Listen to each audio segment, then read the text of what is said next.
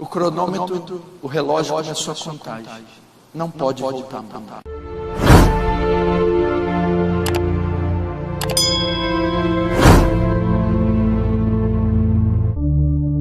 Neste tempo nós saberemos quem é salvo ou não, através daqueles que perseverarem.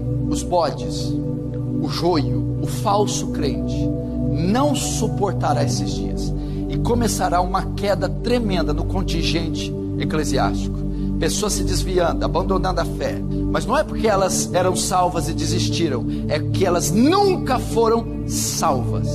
E como nós saberemos quem é salvo nesse período? É aquele que continuar com bravura diante de todos os fatos. Ele não cairá, não voltará atrás, não negará o Senhor, ele perseverará até o fim. Então esse versículo do 14, ele está mostrando que nesse período o joio já vai ser separado do trigo. Neste período, esse período vai servir de teste e de avaliação da conversão de milhares. Só o crente verdadeiro permanecerá de pé. Só o crente verdadeiro ficará de pé. Qual é a mensagem para você? O que eu quero tirar aqui? Será possível que diante de tudo que você está vendo, será possível que diante de tão explícito cumprimento profético, será possível que vai precisar cair um míssil no seu quintal, ver uma filha degolada, ser preso como inimigo do Estado? Será possível vai necessitar disso para ocorrer mudança em você? Esse é o sentido da palavra profética. Será que você vai continuar resistindo, pastor? Você vai continuar sendo fofoqueira? Você vai continuar consumindo pornografia? Você vai continuar gastando o seu dinheiro dessa maneira? Você vai continuar trabalhando o número de horas e sendo ambicioso por coisas que não refletirão na sua eternidade? Será que diante de todos esses fatos, essas pregações, você não deveria fazer uma alteração no curso profissional da sua vida, no curso acadêmico da sua vida, no curso familiar da sua vida? Será que você vai continuar com o mesmo pensamento? Não é possível. Isso aqui vai marcar a nossa vida, a nossa história para o resto da vida. O cronômetro, o relógio começou a contagem. Não pode voltar. Vão ser tempos assim. A palavra vai estar escassa, cultos vão estar escassos. Se nós não armazenarmos para esse tempo santificação, santidade, conhecimento bíblico, jejum, desenvolver, alargar a nossa espiritualidade, como suportaremos o dia mau? Se estamos todos em inanição, em anemia espiritual. Pare de se preocupar com seus estúpidos sonhos mundanos, os seus tolos sonhos que não resultarão em nada. As tragédias naturais aniquilarão tudo à sua frente. Os governos totalitários tomarão tudo de nós. Eu não estou dizendo para você viver uma vida alienada, monástica, asceta, não é isso. Eu estou dizendo aonde vai estar o seu coração, onde você vai aplicar os seus recursos, sua energia, seu esforço. Somos a última grande comissão, os últimos grandes apóstolos, os últimos grandes missionários. É o nosso dever, enquanto vigiamos, nos santificamos, nos preparamos, ao mesmo tempo anunciamos às nações a volta de Jesus, a salvação, a redenção que há em Cristo, o perigo que eles correm. Este é o nosso papel. Não é prosperar, não é emagrecer 30 quilos, não é fazer cirurgia plástica e comprar viagens caras para Paris. Não é isso. É nos santificar mais e mais, e é preparar o mundo para o retorno do seu Senhor, pregando o Evangelho. Mateus 24, verso 3. No Monte das Oliveiras achava-se Jesus assentado. Quando se aproximaram dele os discípulos em particular e lhe pediram: dize-nos, quando sucederão estas coisas? E que sinal haverá da tua vinda e da consumação do século? Verso 4. E ele lhes respondeu: vede que ninguém vos engane, porque virão muitos em meu nome, dizendo: eu sou o Cristo, e enganarão a muito. E certamente ouvireis falar de guerras e rumores de guerras. Vede, não vos assustei, porque é necessário assim acontecer, mas ainda não é o fim, porquanto se levantará nação contra nação, reino contra reino, e haverá fomes e terremotos em vários lugares. Porém tudo isso é o princípio das dores. Então sereis atribulados e vos matarão, serei odiados de todas as nações por causa do meu nome.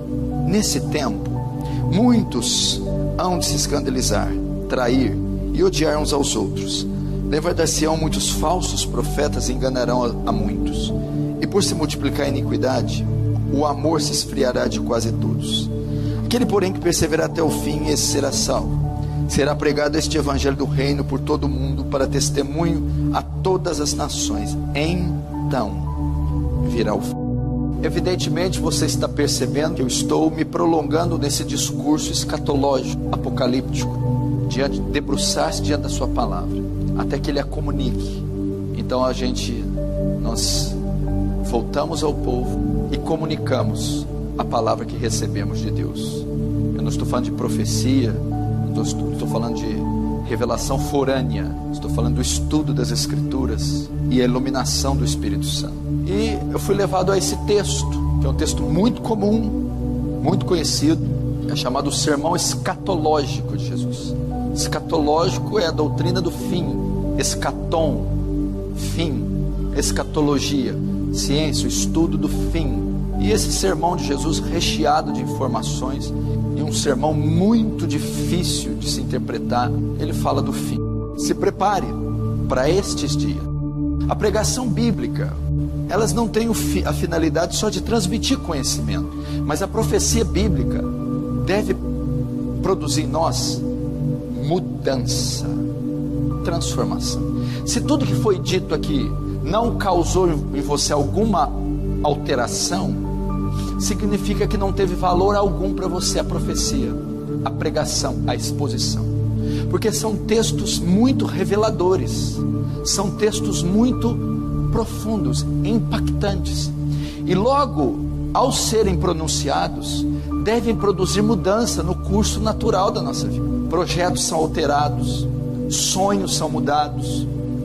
Nós começamos a nos submeter à profecia bíblica, nós começamos a nos sujeitar à realidade da profecia bíblica, e nós começamos a ser moldados por ela. Se eu tenho uma predição que em pouco tempo tragédias naturais vão acontecer, cataclismos, mudanças sociais, políticas e religiosas em curto espaço de tempo, como eu vou continuar com certos projetos longos? Como eu vou continuar traçando uma vida como se tudo isso não fosse realidade? Essa é a grande diferença. Todo aquele que ouve as minhas palavras e as pratica, assemelha-lo-ei ao homem prudente que edificou sua casa sobre a rocha. Desceram os rios, caíram as chuvas, sopraram os ventos, combateram contra aquela casa e ela não caiu. Não sejais só ouvintes da palavra, mas praticantes, diz Tiago. Ela deve produzir em você guerras e rumores de guerra, problema religioso. É engraçado que ninguém usa essa profecia para o fim. Todo mundo fala que a volta de Jesus vai ter fome, terremoto, peste, só fala isso. Mas não é só essa profecia, fala que surgirão muitos falsos profetas. Seria um tempo marcado por engano religioso, falsas igrejas, falsos pastores, falso evangelho, falsa pregação, falsa conversão, falsa salvação, falso milagre, falso batismo. Isso está acontecendo. As profecias estão se cumprindo. Parece que a qualquer hora um escândalo vai acontecer. Essas coisas são inevitáveis. Eu não posso só ler o texto e admirar o texto. O texto tem que cumprir, porque se ele não cumprir, é falso. Eu não posso chamar Jesus de falso profeta. A Bíblia diz que o verdadeiro profeta, ele é evidenciado se ele é verdadeiro ou não, pela profecia. Se ela se cumprir, ele é um verdadeiro. Se ela não se cumprir, ele é falso. Ninguém tem dúvida que Jesus é um profeta verdadeiro, não é verdade? Logo, a profecia dele vai se cumprir. Nós temos que nos preparar. Nós já estamos vivendo esses dias. Tudo isso está apontando para o cumprimento desses versículos. guerras, rumores de guerra, pestes, fomes, terremotos, falsos profetas, engano religioso. Estamos assistindo às primeiras contrações do parto que está prestes a ocorrer. Jesus está voltando. Vou perguntar uma coisa para você: quantas pessoas você trouxe para a igreja esse ano, o ano passado? Quantos dos que batizaram aqui hoje foram frutos do seu evangelismo, oração, jejum? Quanto? Tá bom, desculpa, eu peguei pesado. Quantos você trouxe para Cristo desde que você se converteu? Quantos estarão nos céus fruto da sua pregação? Ninguém? Nada? Então o seu cristianismo se ocupa de quê? De alimentar a si próprio? Então você é um parasita da fé. O seu cristianismo se ocupa disso. A ordem para esse tempo é: pregue. Almas estão morrendo, assassinadas, presas, torturadas, e estão indo sem Cristo para o inferno. Neste tempo nós saberemos quem é salvo ou não, através daqueles que perseverarem.